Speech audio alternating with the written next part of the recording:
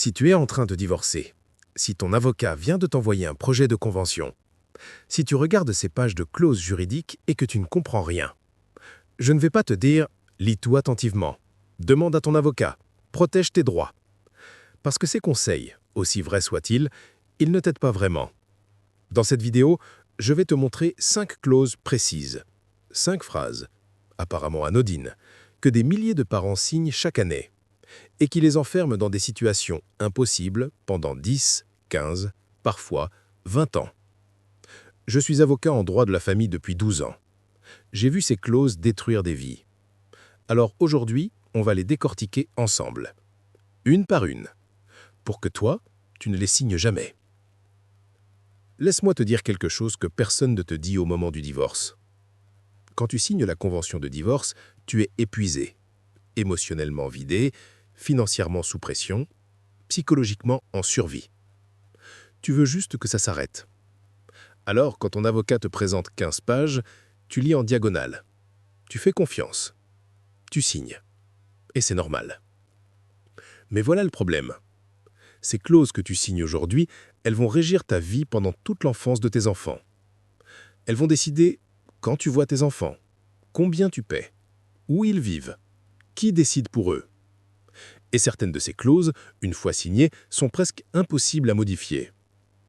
Alors avant de signer, même si tu es fatigué, même si tu veux juste que ça finisse, prends 15 minutes.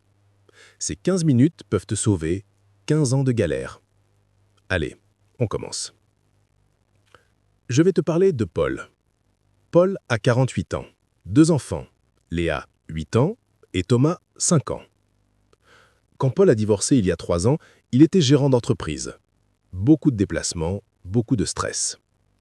Sa femme lui a proposé une convention simple. On met une garde flexible, tu les prends quand tu peux, on s'arrangera. Paul a signé. Il se disait, on est adulte, on va s'entendre. Sauf que 6 mois plus tard, sa femme a rencontré quelqu'un. Elle a déménagé à 300 km. Et Paul a voulu voir ses enfants un week-end sur 2. Réponse de son ex, la convention dit selon disponibilité. T'es jamais disponible, débrouille-toi. Paul a attaqué en justice. Le juge a lu la convention et il a dit « Monsieur, vous avez signé une clause floue. Le tribunal ne peut pas réécrire votre accord. Retournez en médiation. » Médiation qui a duré 18 mois. 18 mois pendant lesquels Paul a vu ses enfants 4 fois. Aujourd'hui, Paul a une vraie convention, précise, blindée, mais il a perdu 18 mois avec Léa et Thomas. Et ça, aucun juge ne peut lui rendre. L'histoire de Paul, je l'ai vue 50 fois. Avec des variantes, mais toujours la même origine. Une clause floue, signée trop vite. Alors, regardons ces clauses ensemble. Je vais te donner 5 clauses que tu ne dois jamais accepter. Clause 1, garde selon disponibilité parentale. Clause 2, droit de visite et d'hébergement libre. Clause 3, médiation obligatoire pour toute modification. Clause 4, renonciation à toute révision de pension. Clause 5, modification unilatérale possible. Pour chacune, je vais t'expliquer pourquoi elle est dangereuse, comment elle est formulée et par quoi la remplacer. C'est parti. Clause dangereuse numéro 1. La garde des enfants sera exercée selon la disponibilité de chaque parent. Variante. Garde flexible en fonction des emplois du temps. Les parents s'organisent librement. Garde à définir ultérieurement. Pourquoi c'est dangereux? Parce que selon disponibilité, ça veut dire rien juridiquement. Imagine, tu veux voir tes enfants ce week-end. Ton ex te dit « Désolé, ils ont une fête d'anniversaire ». Tu proposes le week-end suivant. « Ah non, on va chez mes parents ». Et le suivant, ils sont fatigués, ils préfèrent rester ici. Toi, tu te dis « Mais j'ai le droit de voir mes enfants, non ?» Oui, mais si la convention dit « selon disponibilité », ton ex peut toujours argumenter « je suis disponible », c'est lui qui ne l'est pas. Et toi, tu dois prouver le contraire. Juridiquement, c'est un cauchemar. Intermède qu'à Paul. Paul, c'était exactement ça. Sa convention disait « garde selon disponibilité professionnelle du père ». Au début, ça allait, il prenait les enfants 2 week-ends par mois. Puis, son ex a déménagé. Paul a demandé à garder le rythme. Réponse, Tu n'es pas disponible, tu es à 300 km. Le juge a lu la clause et il a dit « Vous aviez convenu d'une disponibilité. Prouvez que vous êtes disponible. » Paul a dû prouver qu'il avait un logement adapté, qu'il pouvait venir chercher les enfants, qu'il pouvait gérer son travail. Ça a pris 18 mois. Tout ça parce qu'il manquait 3 mots dans la convention. Un week-end sur 2. Alors voici ce que tu dois exiger. Une clause précise. Exemple. La résidence des enfants est fixée chez parent A. Parent B exercera un droit de visite et d'hébergement, un week-end sur 2 du vendredi 18h au dimanche 18h, la moitié des vacances scolaires selon calendrier alterné, Noëls et anniversaires en alternance annuelle. C'est clair, c'est chiffré. Aucune ambiguïté. Si ton ex ne respecte pas, tu as une base juridique solide. Micro-action interactive. Maintenant, fais une pause. Va chercher ta convention ou le projet qu'on t'a envoyé. Lis la clause sur la garde. Est-ce qu'il y a des mots comme « selon disponibilité »,« à définir »,« librement organisé ». Si oui, prends un stylo rouge, entoure, et écris à ton avocat « Je veux une clause précise, jours et horaires fixés ». C'est non négociable. Allez, on continue. Clause dangereuse numéro 2. Droit de visite et d'hébergement non spécifié. Variante. Droit de visite classique.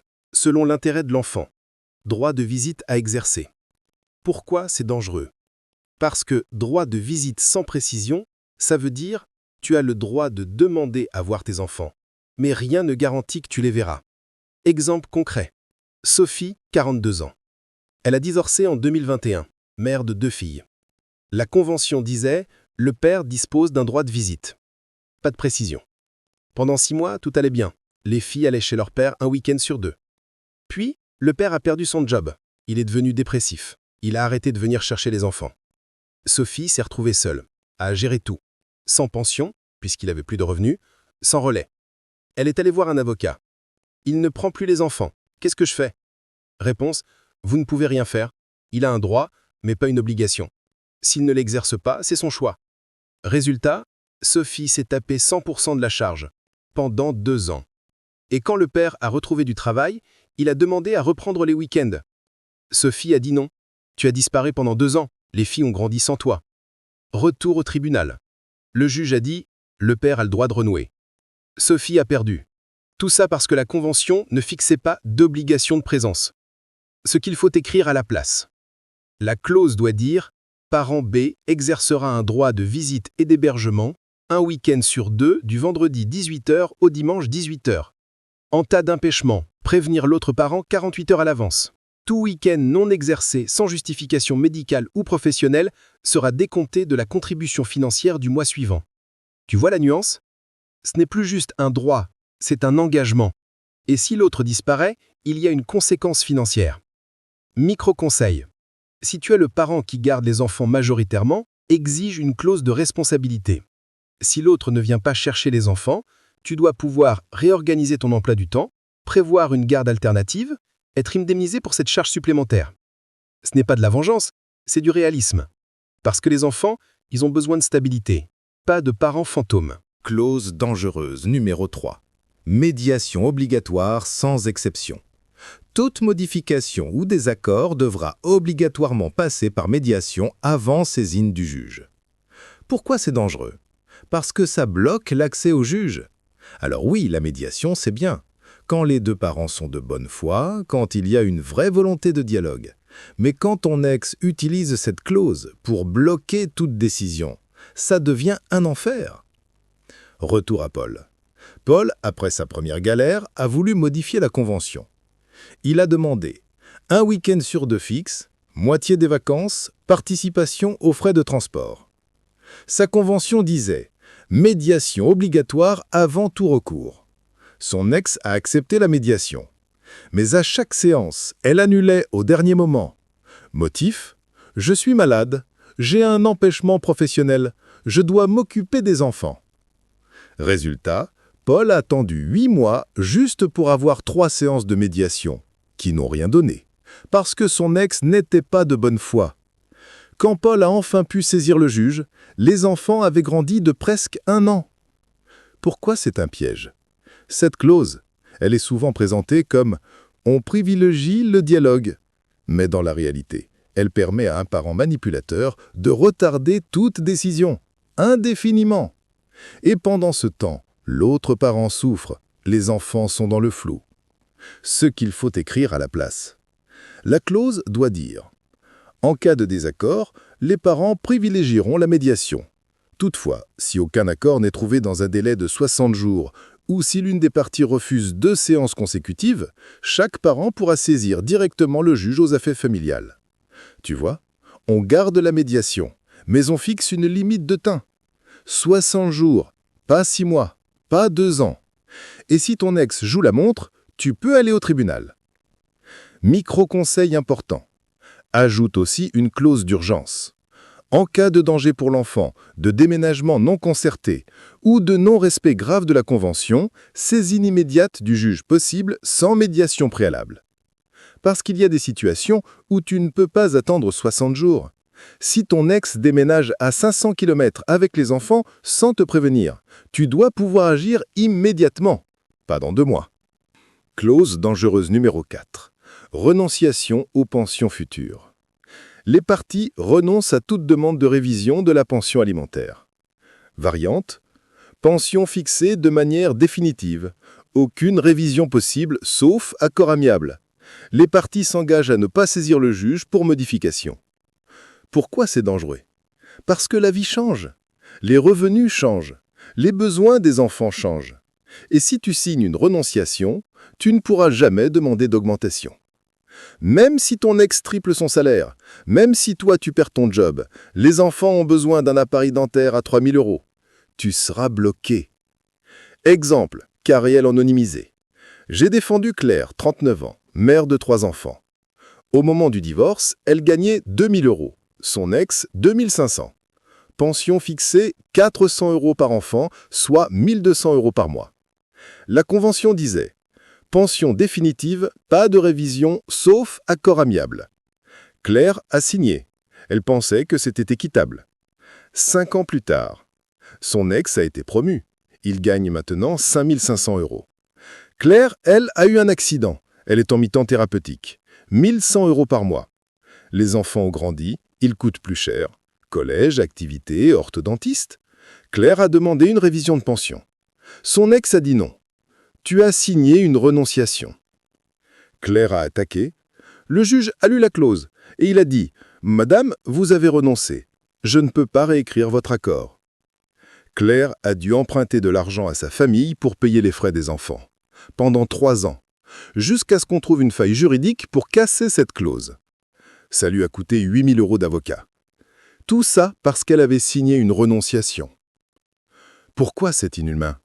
Cette clause, elle est souvent présentée comme « on privilégie le dialogue ». Mais dans la réalité, elle permet à un parent manipulateur de retarder toute décision, indéfiniment. Et pendant ce temps, l'autre parent souffre, les enfants sont dans le flou. Ce qu'il faut écrire à la place. La clause doit dire « La pension alimentaire est fixée à X € par enfant. Elle sera révisable en cas de changement significatif de situation. Augmentation ou diminution de revenus de plus de 20%, changement de mode de garde, besoins exceptionnels de l'enfant, santé, scolarité. La demande de révision pourrait être faite par saisine du GAUF.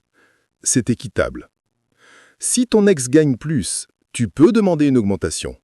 Si toi, tu gagnes plus, l'inverse est vrai aussi. C'est la loi, pas la vengeance. Micro-action. Si dans ta convention, tu vois le mot renonciation, définitif ou pas de révision, refuse. Dis à ton avocat « Je veux une clause de révision basée sur les revenus ». Et si ton ex refuse, tu passes devant le juge. Un bon juge n'acceptera jamais une renonciation totale parce que l'intérêt de l'enfant passe avant les accords entre parents. Clause dangereuse numéro 5. Chaque parent pourra modifier les modalités de garde en informant l'autre parent 30 jours à l'avance. Pourquoi c'est dangereux? Parce que ça donne un pouvoir total à celui qui a la résidence principale. Exemple concret.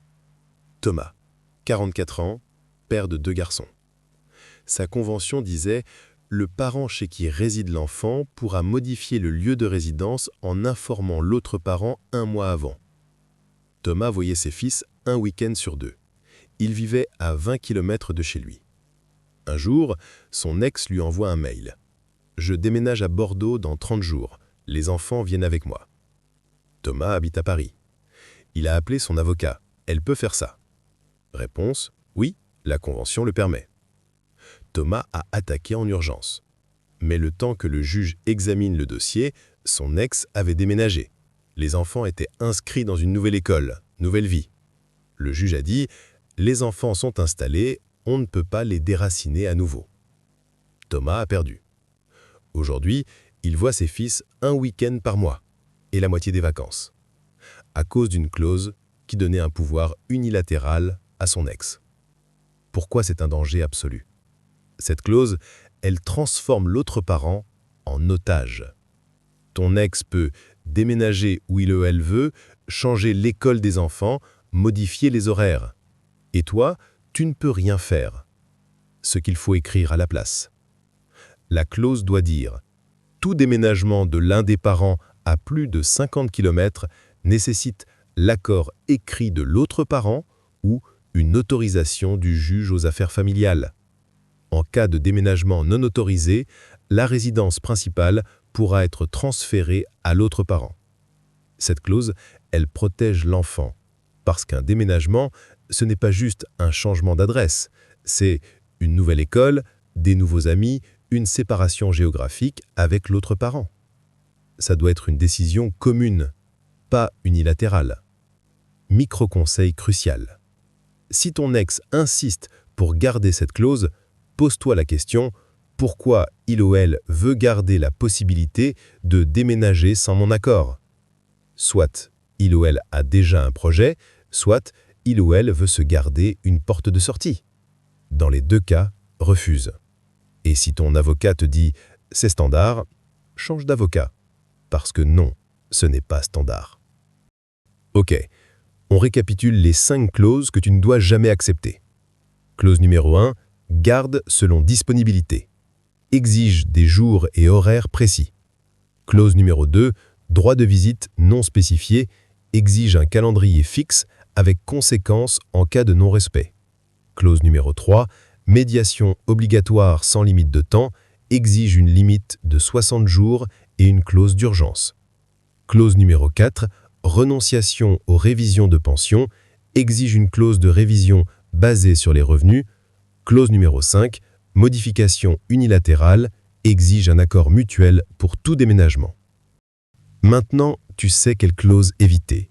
Mais dans la prochaine vidéo, je vais te parler de quelque chose qu'on ne te dit jamais. Les 3 erreurs que les parents font après avoir signé une bonne convention. Parce que oui, tu peux avoir la meilleure convention du monde et quand même te faire piéger. Je vais te montrer. L'erreur numéro 1, les accords oraux qui annulent ta convention. L'erreur numéro 2, les messages WhatsApp qui se retournent contre toi. L'erreur numéro 3, les petits arrangements qui deviennent des habitudes. Ces erreurs, je les vois dans 8 dossiers sur 10. Et elles coûtent des milliers d'euros et des mois de procédure. Alors abonne-toi pour ne pas manquer cette vidéo. Et si tu veux aller plus loin, j'ai créé un guide PDF gratuit, checklist, les 20 points à vérifier avant de signer ta convention de divorce. Tu le télécharges en cliquant sur le lien dans la description.